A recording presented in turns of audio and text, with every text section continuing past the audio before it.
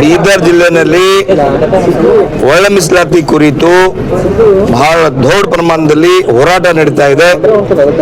ಈ ಹೋರಾಟದಲ್ಲಿ ನಮ್ಮ ಬಸವ ಕಲ್ಯಾಣ, ಹುಮನಾಬಾದ್, ಭಾಲ್ಕಿ, ಬೀದರ್ ಸೌತ್, ಔರಾದ್, ಬೀದರ್ನಾಥ್ ಎಲ್ಲ ಕಡೆಯಿಂದ ಸ್ವಯಂ ಪ್ರೇರಿತ ಆಗಿ ನಮ್ಮ ಸಮಾಜಕ್ಕೆ ಅನ್ಯಾಯ ಆಗಿದೆ. ಸಮಾಜಕ್ಕೆ ಕಾಂಗ್ರೆಸ್ಗಾರ ಧೋಕಾ ಮಾಡ್ಯಾರ, ಮೋಸ ಮಾಡ್ಯಾರ. ಅದಕ್ಕಾಗಿ ಅವರು ಈಗ ಬಹಳ ದೊಡ್ಡ ಮನಿ ಬಂದ್ ಮಾಡಿ, ಪಿತನ್ಗೆ ಬಂದ್ ಮಾಡಿ ಹೋರಾಟಕ್ಕೆ ಬಂದಿದ್ದಾರೆ. ಅದಕ್ಕಾಗಿ ತಮ್ಮೆಲ್ಲರಿಗೆ ನಾನು ವಿನಂತಿ ಮಾಡ್ತಾ ಇದ್ದೀನಿ, ಅಲ್ಲಿ ಹೋರಾಟ ಸ್ಟಾರ್ಟ್ ಮಾಡೋಣ. ಎಲ್ಲ ಭಾಷೆಯಲ್ಲಿ ಹೇಳ್ತೀನಿ ನೋಡ್ರಿ. ಈ ಬಹಳ ನಮ್ದು ಈ MLA-ಗರಿಗೆ ಬಹಳ ದುಃಖದ ಘಟನೆ ಇದೆ. ಹಿಂಗ ಆಗಬಾರ್ದು. ಯಾಕೆ ತಾಯಿಗೆ ಧೋಖ ಆಗಿದೆ. ಯಾವಾಗ ಮಾಡಿದಾರೆ, ಏನ್ ಮಾಡಿದಾರೆ, ಬಹಳ ನಾವು ನನ್ನ ಮುಂದೆ ಕೂಡ ನೋವಾಗ್ತಾ ಇದೆ. ಆಮೇಲೆ ನಾವು ತಮ್ಮ ಮುಖಾಂತರ ರಾಜ್ಯಾಧ್ಯಕ್ಷರಿಗೆ, ಹೈಕಮಾಂಡ್ಗೆ ವಿನಂತಿ ಮಾಡ್ತಾ ಇದ್ದೀನಿ, ಇದು ನನ್ನ ತಾವು ಪರಿಶೀಲನೆ ಮಾಡಿ ಕ್ರಮ ತಗೋಬೇಕು.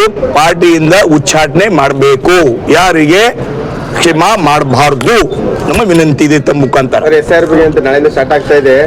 ಕಾಂಗ್ರೆಸ್ ಏನು ಬಿಜೆಪಿ ವಿರೋಧ ಮಾಡಬೇಕು, ನರೇಂದ್ರ ವಿರೋಧ ಬೆಲೆ ಮಾಡಬೇಕು. ಪ್ರಿಯಾಂಕಾ ಖರ್ಗೆ ಆಗಲಿ, ಎಲ್ಲ ಟೀಮ್ ಶ್ರೀಪ ಏನಾದ್ರೆ ಕೇಂದ್ರ ಅವರು ಏನ ಪಶ್ಚಿಮ ಬಂಗಾಳು ಏನ್ ಆಗಿದೆ, ಅವ್ರಿಗೆ ಪೂರ್ತಿ ಅವ್ರ ವೇತನ ಕಾಲದಲ್ಲಿ ಜಮೀನು ಹೋಗ್ತಾ ಇದೆ.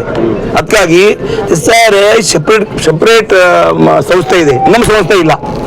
ಅವ್ರ ಟೈಮ್ನಲ್ಲಿ ಸಂಸ್ಥೆ ಇದಿಲ್ಲ, ಅವ್ರ ಟೈಮ್ನಲ್ಲಿ ಮಾಡಿಲ್ಲ. ಅವರು ಬೇಕಂತೂ ಶ್ರೀಪ ಜನರಿಗೆ ಏನ್ ಹೇಳ್ತಾರೆ, ಜನರಿಗೆ ಮೋಸ, ಜನರಿಗೆ ಸುಳ್ಳು ಆಡಬೇಕು, ಅಷ್ಟೇ ಅರ್ಥ ಇದೆ. ಸಮಯ ಬಲವಾನ್ ಹೇ 2028ನಲ್ಲಿ ನೋಡ್ರಿ, ಕಾಂಗ್ರೆಸ್ ಪೂರಾ ಆಗುತ್ತೆ ಪಾನಿಪತ್. ಇಲ್ಲ, ಈಗ ಬೀದರ್ಲಿ ಭಗವಂತ ಖೋಬ ಅವರು ರಾಜ್ಯದಲ್ಲಿ ಪತ್ರ ಬರೆದಾರೆ, ಇದು ಅಡ್ಡ ಮತ ನಿಮ್ಮೆಲ್ಲೂ ಸಂಖ್ಯೆ ಅದ ಅಂತ ಏನ್ ಹೇಳ್ತದೆ ನೋಡ್ರಿ. ನಾನು ಈ ಬಗ್ಗೆ ರಾಜ್ಯಾಧ್ಯಕ್ಷರಿಗೆ ಬರ್ದಾರ, ಈ ಬಗ್ಗೆ ನಾನು ಕಾಮೆಂಟ್ ಮಾಡಲ್ಲ. ಬಟ್ ಯಾರು ವಿರೋಧಿ ಯಾವ ಈ ಸಮೇತ ನಮ್ಗೆ ಆದ್ಮೇಲೆ ಹೊಂದಾಣಿಕೆ ಪಾಲಿಟಿಕ್ಸ್ ಮಾಡ್ತಾ ಇದ್ರು ಇಲ್ಲಿ. ಹೊಂದಾಣಿಕೆ ಇಲ್ಲ, ಏನಿಲ್ಲ. ಕೇವಲ